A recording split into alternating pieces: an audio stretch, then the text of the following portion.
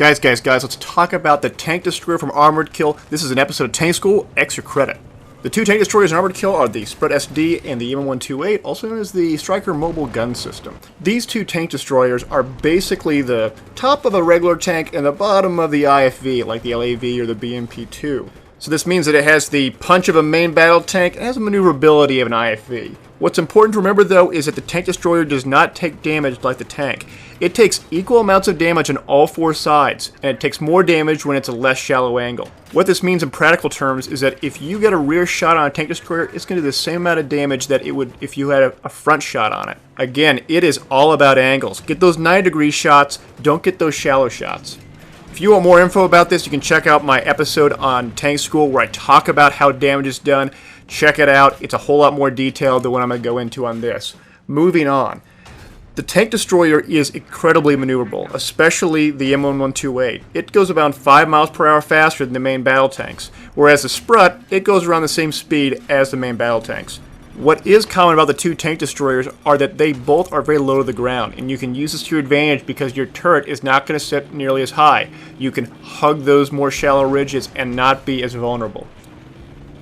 Now let's talk the perks. The tank destroyer has a few perks that are different from other vehicles. It has an HE round, which is basically like a canister shot, but it has a big blast radius. It's like a big grenade. It has the extinguisher, which allows you to put out that fire when you're disabled and bring yourself back up to full health. It also has the variety of other perks that we typically see within the vehicle, such as maintenance, and auto-loader, and reactive armor, and tow, and guided, and canister. All these other things out there.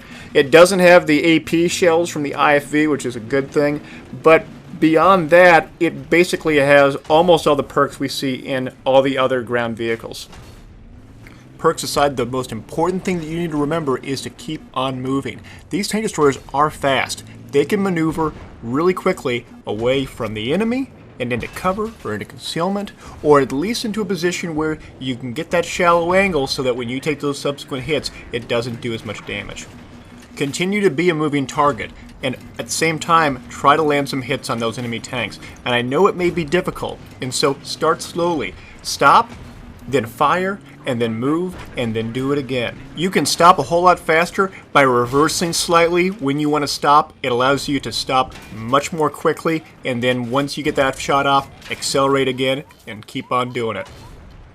Alright, that's the basic overview of the tank destroyers. If you want more information on how to do tanking, you can watch my series Tank School. You can check it out in the links below. I'll see you later.